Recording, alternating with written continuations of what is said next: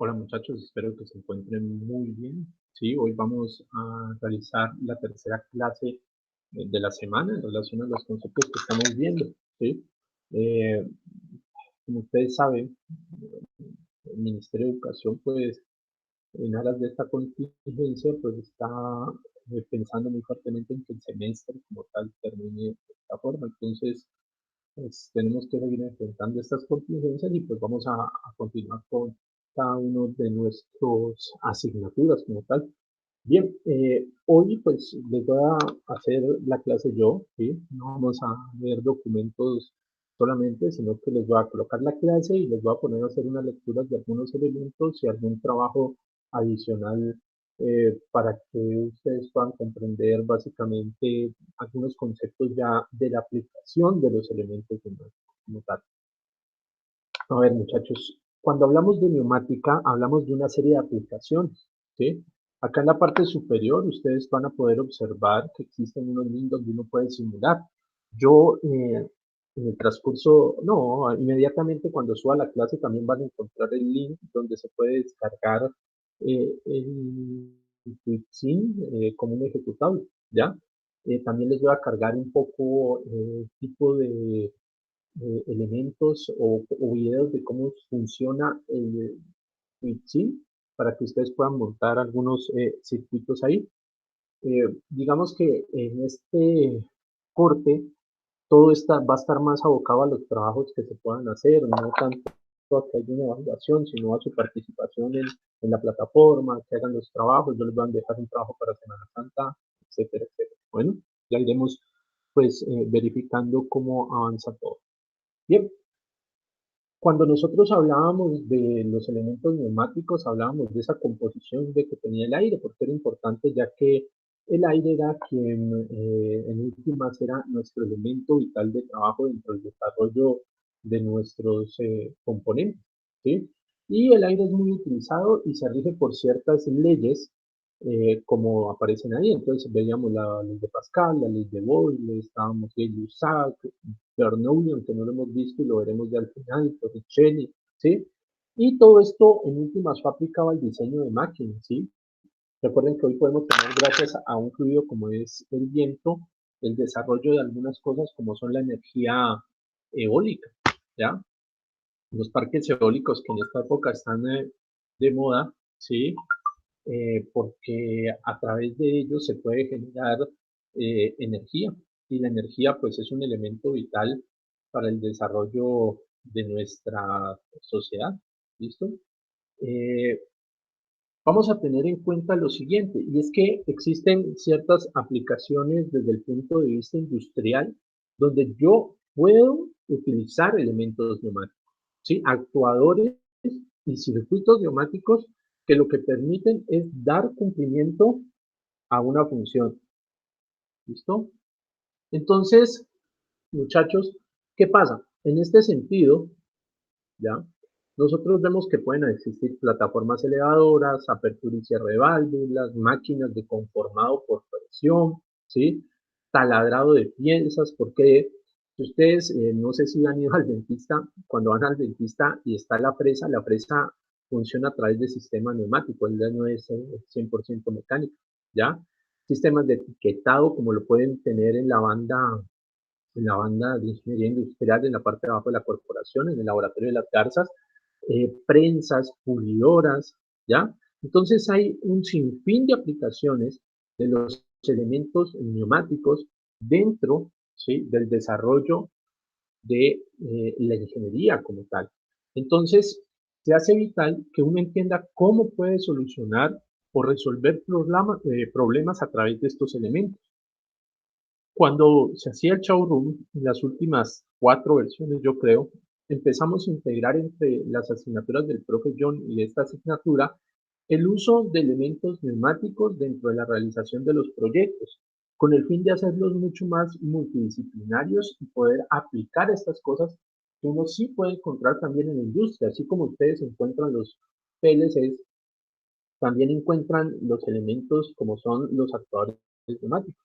Bien, entonces vamos a ver cómo es que esos elementos neumáticos se interpretan, porque hay que aprender a interpretarlos y cómo se pueden unir para generar diferentes aplicaciones como tal. Bueno, ¿qué pasa? Cuando hablamos de neumática, digamos que las fuerzas no son tan grandes que se pueden generar, aunque dice que es capaz de desarrollar eh, grandes fuerzas, pero estas fuerzas, digámoslo así, generan problemas porque no pueden mover cosas muy grandes como tal, ¿sí?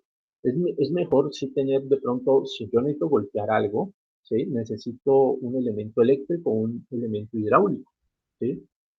En este caso, la fuente de energía que vamos a utilizar es claramente inagotable, porque el aire está disponible, o sea que no es costoso tampoco, ¿ya?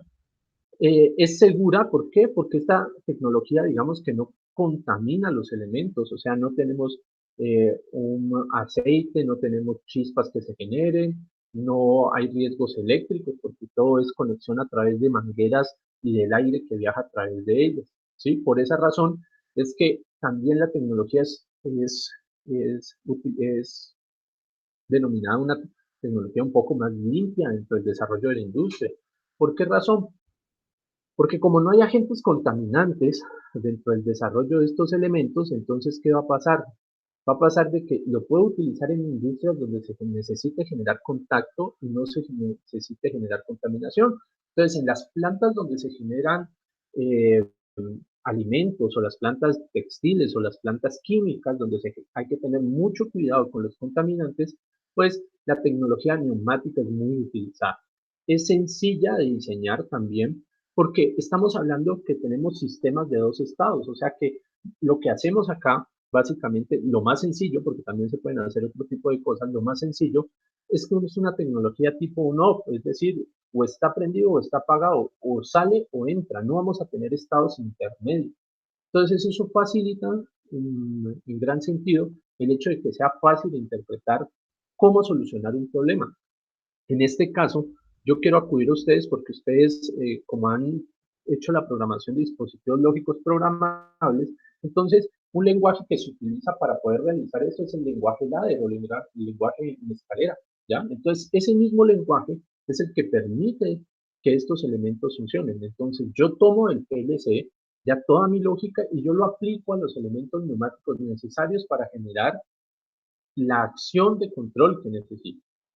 Una de las grandes ventajas, ¿sí? Es el hecho de que los movimientos que se generan a través de los elementos neumáticos cuentan con gran velocidad y son precisos. Y se pueden hacer elementos también que sean bastante complejos. Es decir, por ejemplo, un brazo neumático es mucho más eficiente que un brazo robótico netamente mecánico, ¿ya?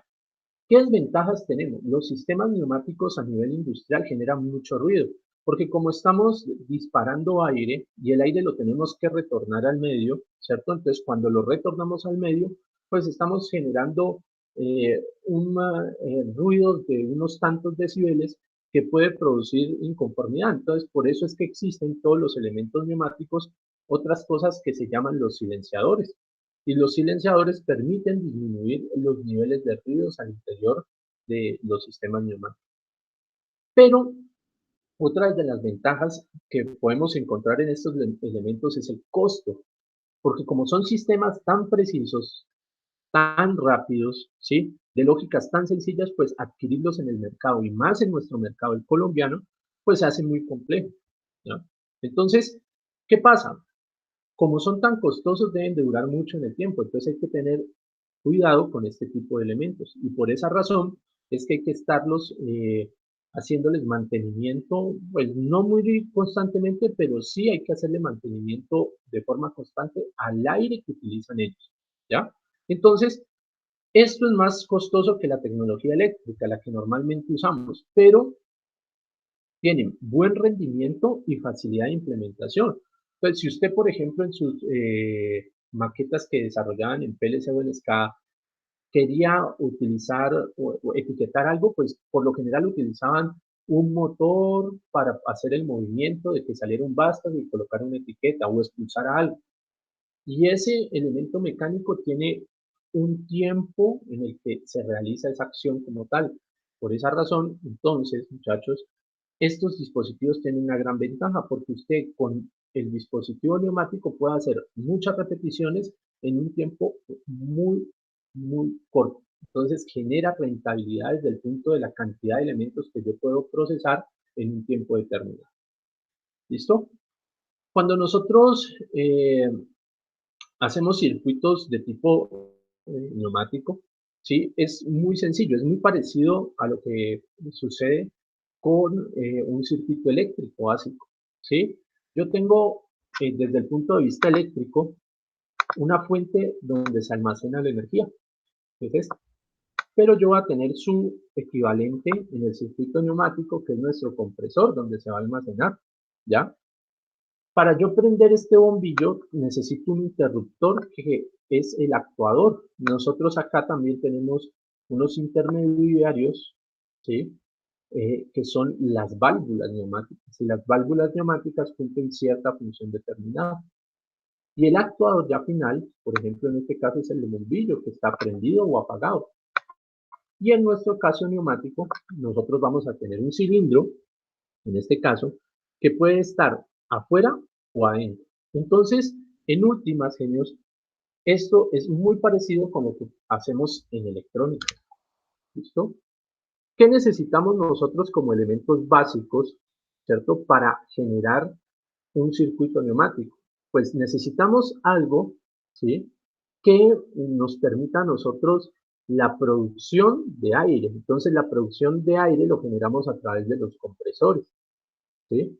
Necesitamos el almacenamiento del aire, que lo hacemos a través de los tanques, ¿sí? Que son estos de acá. Necesitamos, además de eso, la distribución del aire, que lo hacíamos con la unidad de mantenimiento, que es la que se encarga de filtrar el aire y de agregarle pequeñas gotas de aceite para lubricar los elementos. ¿Listo? Posteriormente, vamos a tener dos elementos. Uno que son los actuadores neumáticos que pueden ser o cilindros o motores o pinzas, ¿sí? Y unos elementos de control de aire que se llaman las válvulas.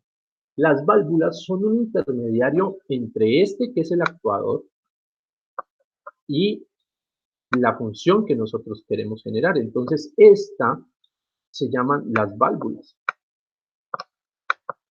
Bueno, ahí no las puedo escribir también.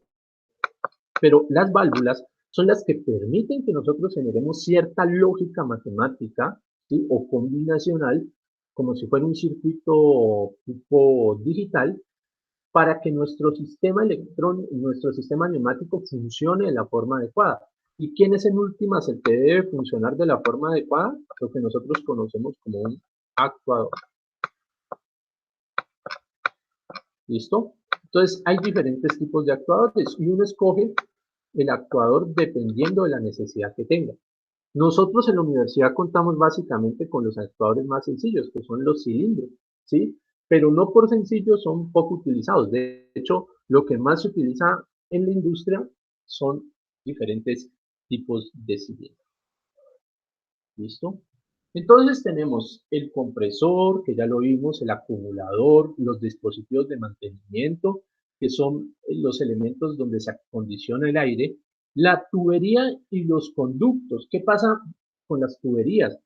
Nosotros, como estamos transportando aire, no podemos hacer tuberías de tipo galvanizadas, ¿sí? En este caso, todas las tuberías que nosotros utilizamos para transportar el aire hacia los elementos, ¿sí? Actuadores y de control, como las válvulas, son elementos de tipo flexible y que sean plásticos. Entonces, por lo general, utilizamos manguera de cierto polímero. Uno creería que la manguera no es costosa, pero la manguera que se utiliza realmente para los sistemas neumáticos que deben de ser flexibles con cierto grado es bastante costosa. Los elementos de control y de mando que nosotros utilizamos, que son las válvulas, son las que, como yo les decía, controlan el funcionamiento del circuito. Son las que permiten el paso hacia un lado o hacia el otro del aire comprimido. Los actuadores, pues, son los que hacen la función final y son los que cumplen con la lógica que nosotros hemos diseñado como tal. ¿Listo? Entonces, de forma más grande, miren cómo es el sistema que nosotros tenemos. Cada uno de esos sistemas como ustedes observan aquí, lo tienen acá, lo tienen acá, en este lado de acá, ¿sí? Esta de acá, esto y esto, tienen una simbología. La simbología, en últimas, es la que nos permite a nosotros comprender, ¿sí?, qué tipo de elemento es el que estamos utilizando. Y como nosotros necesitamos hacer planos de los circuitos neumáticos como se hacen los planos de los circuitos eléctricos, entonces nosotros acá los elementos los vamos a tener bajo ciertas normas que los podemos dibujar. Yo les he adjuntado también, a pesar de que aquí está, pero aquí haremos un barrido rápido, les he adjuntado también en el desarrollo de la clase una lista de nombres y cómo se determinan ciertos tipos de elementos. Yo voy a explicar aquí unos que son los más complejos a veces de entender, pero ustedes deben de hacer la lectura de esos elementos como tal. Y van a ver unos ejercicios como tal para que ustedes puedan hacer de manera adecuada esa interpretación. Entonces, si yo quiero distribuir el aire, entonces necesito mi compresor, que es este de acá, que todos lo conocemos. Esta es la forma como se ve una unidad de mantenimiento, ¿sí? Todos nosotros hemos visto de pronto una unidad de mantenimiento neumática en la clase en la clase de, eh, de neumática cuando yo le saqué, ¿sí? Entonces, ¿qué es lo que uno debería hacer normalmente en la industria? En la industria nosotros deberíamos de tener nuestro motor o compresor, el almacenador de aire, y además de eso deberíamos de tener toda una tubería repartida por nuestra empresa o nuestro lugar de trabajo, ¿sí?, teniendo en cuenta los puntos donde nosotros necesitamos hacer la distribución. Esos puntos donde nosotros necesitamos hacer la distribución deben de haber unidades de mantenimiento en cada una de ellas que permitan limpiar el aire. Pero eso no quita que acá nosotros también podamos tener una unidad de mantenimiento. ¿Listo? Entonces, tengan presente algo, que cuando nosotros estamos desarrollando nuestro sistema neumático, se va a presentar una dificultad gigante. Y es que entre más grandes sean las distancias que yo debo de cubrir, más grandes, ¿cierto?, van a ser las pérdidas que nosotros tenemos en el sistema. ¿Por qué va a haber pérdidas?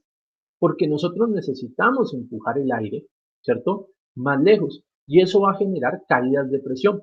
Entonces, cuando yo estoy construyendo mis sistemas neumáticos o las líneas de los sistemas neumáticos, ¿qué vamos a tener nosotros? Vamos a tener la posibilidad, muchachos, de que estos elementos tengan un desnivel, ¿sí?, con respecto al punto inicial, y ese desnivel, que debe ser de unos pocos grados, entre unos 6 o 7 grados, va a generar una compensación en la pérdida de presión que nosotros tenemos. Si lo hacemos completamente a nivel, pues va a haber pérdida de presión y eso nos va a dificultar el trabajo y vamos a tener que poner en estos puntos ya lejanos elementos que nos vuelvan a generar impulso de aire, es decir, otro compresor con otro elemento de almacenamiento, lo cual es un tanto costoso.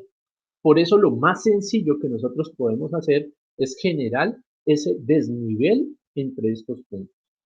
Bueno, ¿cuál es el elemento más sencillo que nosotros podemos encontrar en la neumática?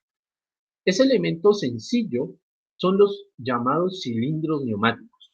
Los cilindros neumáticos básicamente tienen una función y es que estos cilindros entran y salen, ¿sí? El vástago, que es el elemento lineal, el actuador final, ¿cierto?, va a tener una entrada y salida dependiendo de cómo nosotros eh, determinemos el flujo de aire al interior de los elementos, ¿sí? Si yo quiero que salga bajo ciertas condiciones, entonces tendré que hacer uso de una válvula de control que permita generar esa lógica. ¿Listo? Ya vamos a hablar un poco más, ¿sí?, de qué tipos de válvulas existen.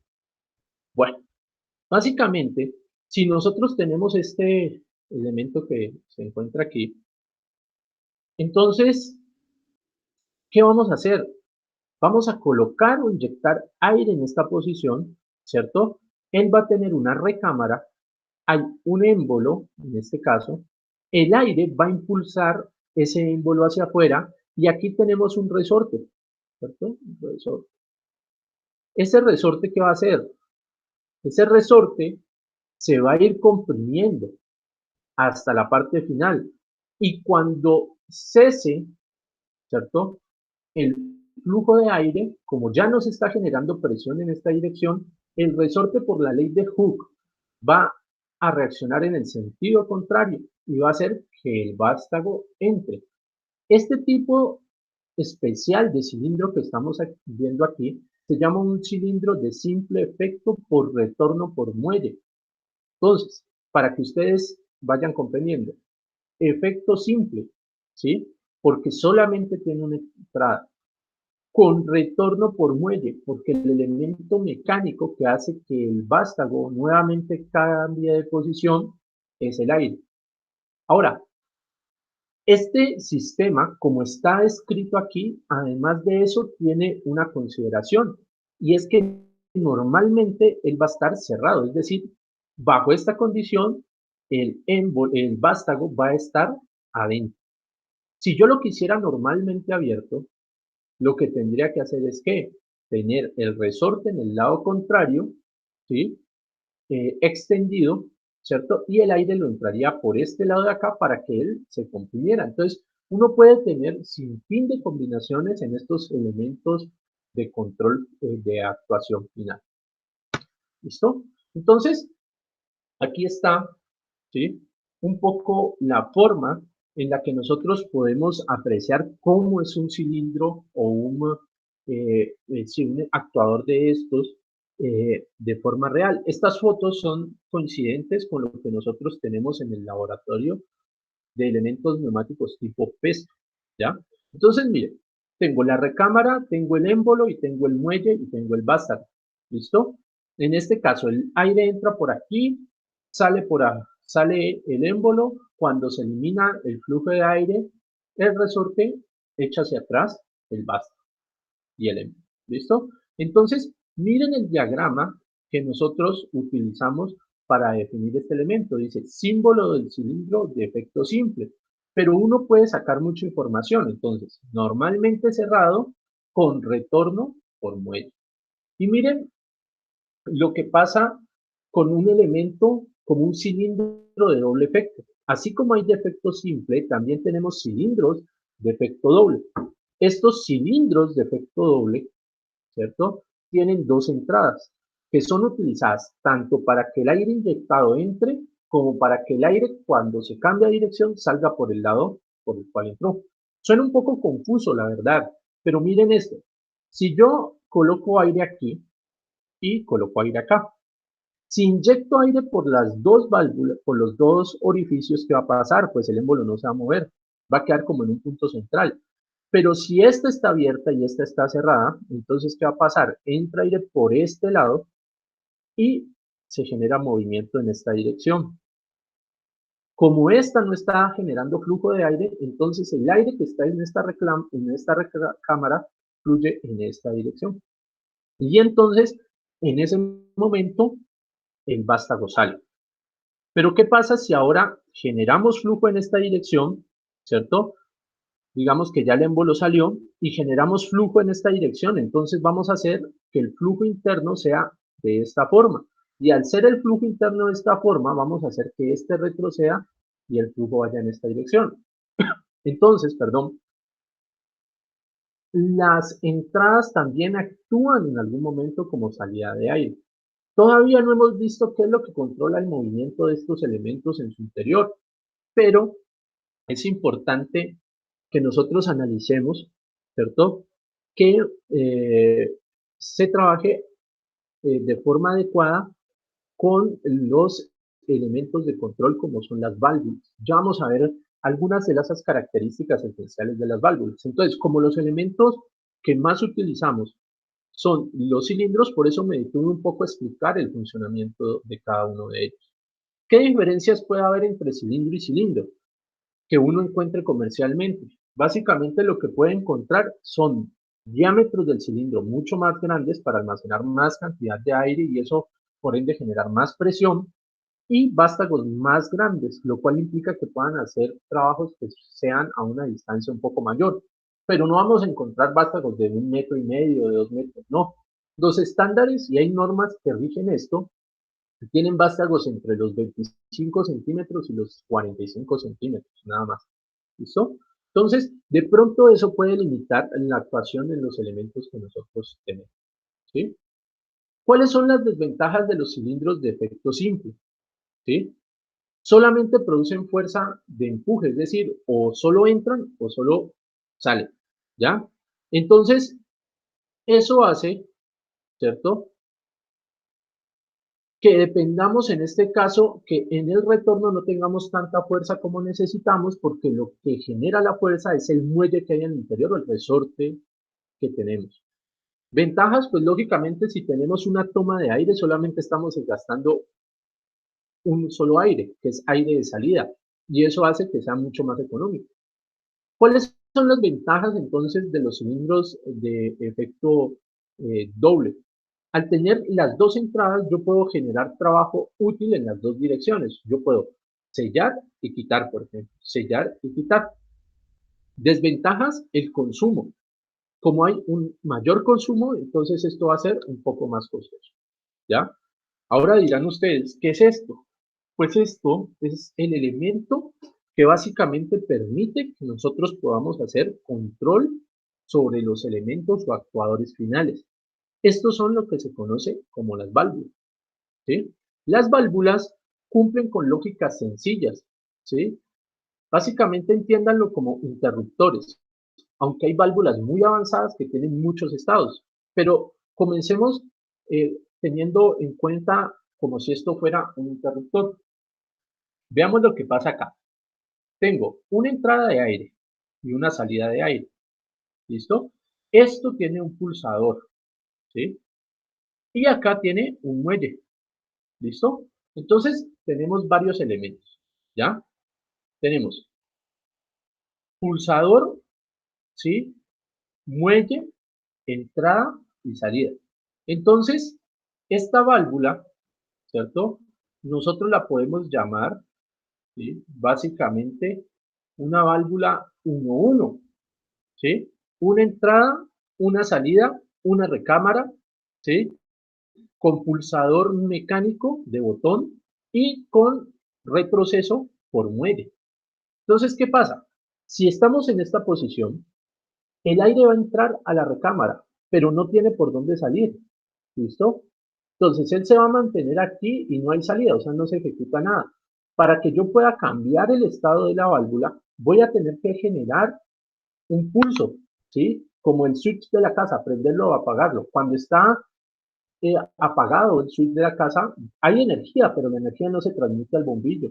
Entonces, cuando yo lo presiono, esa energía fluye de un lugar a otro. En este caso, lo que va a fluir es aire. ¿A dónde? A un elemento como un actuador. ¿Listo? Entonces, nosotros tenemos este elemento que se presiona, el aire pasa, pero justo cuando yo quito la presión, él va a retornar y al retornar vuelve y se cierra. Entonces, esto es un análogo de lo que es un switch, ¿cierto? De dos posiciones en la electrónica. Sirve para sacar o entrar. Es decir, si yo quisiera irme a esto, este elemento serviría para qué? Este elemento serviría para controlar un cilindro de efecto simple. ¿Listo? Existen unas un poco más sofisticadas. Miren esta por acá. ¿Listo? Saca aire por acá, pero también puede sacar aire por acá o retornar aire por acá. Esta tiene dos recámaras y tiene tres elementos. Entonces, esto se va a conocer como una válvula 3-2, ¿cierto? Tres puertos, dos recámaras con retorno por muelle y accionamiento por pulsador. ¿Listo? Entonces, veamos lo que hace esa válvula aplicada a un sistema como el de acá.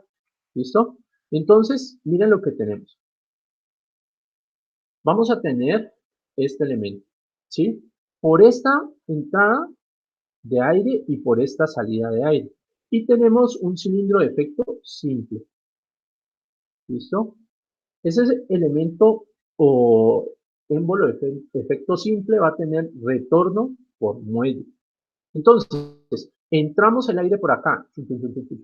¿Listo? ¿Qué hace el vástago? Avanza, sale. ¿Listo? ¿Qué pasa cuando nosotros pulsamos, cierto? Nuestra válvula. Entonces, esto va a bajar y ya no va a haber flujo de aire, porque no hay conectado una toma de aire de entrada. Entonces, ¿qué va a pasar? El muelle va a generar por su fuerza elástica un retroceso en el elemento, y ese retroceso va a hacer que el aire salga.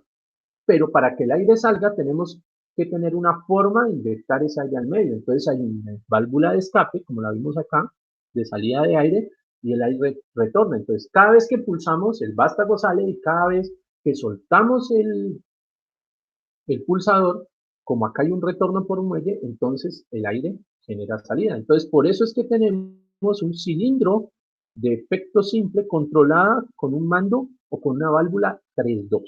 ¿De dónde sale el 3? Que igual ahora lo vamos a explicar. El 3 sale básicamente del número de entradas y salidas que nosotros tenemos, o sea, de los ductos que nosotros tenemos. Y el 2 sale del número de recámaras. Entonces, si quieren lo podemos ver acá. ¿Cierto? Tenemos una y dos recámaras y tenemos una, dos y tres que tenemos tres salidas o entradas. Entonces, por eso se llama primero el número de salidas, que es 3, y después el número de recámaras, que es 2. ¿Listo? Acá tenemos, ¿sí? Algunos elementos básicos, ¿ya?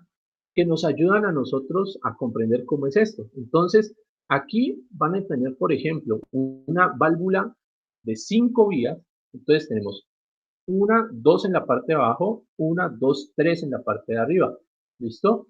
Por lo general, muchachos, ¿sí? Estos elementos que nosotros tenemos, pues van a tener aire de entradas y aire de salida y actuadores. ¿Listo? Entonces, ya vamos a ver cómo una válvula realmente la puede configurar para realizar esta parte. Esta válvula en especial tiene algo que se llama un relé. Y como ustedes saben, los relés son componentes de qué tipo? Son componentes de tipo eléctrico. Y al ser componentes de tipo eléctrico, lo que nosotros vamos a tener, muchachos, es que hay tanto válvulas de accionamiento mecánico como válvulas de accionamiento electrónico. Y esto es una gran ventaja para ustedes, porque una válvula de accionamiento electrónico puede ser controlada a través del PLC, porque estas válvulas pueden funcionar a, a 220, a 110, a 12 o a 24 voltios, ¿ya? Entonces, uno puede controlar la posición, ¿cierto?, de nuestra válvula, que ya no va a ser una válvula mecánica, sino que se va a conocer como una electroválvula, generando pulsos en el relé. Entonces, el PLC le puede mandar un pulso para que cambie la posición, ¿cierto?, de nuestra válvula, y con eso hacer que el actuador genere una función determinada. ¿Qué tenemos aquí también? Tenemos finales de carrera, ¿sí?, que son muy útiles, pero son bastante difíciles de conseguir. Vamos a ver un poco de la simbología. Entonces, como este video ya lleva algún tiempo, vamos a arrancar, ¿sí?, desde otro video. ¿Listo? Denme un segundo para que no queden tan pesados. Entonces, ya vamos a seguir con la siguiente parte de la clase.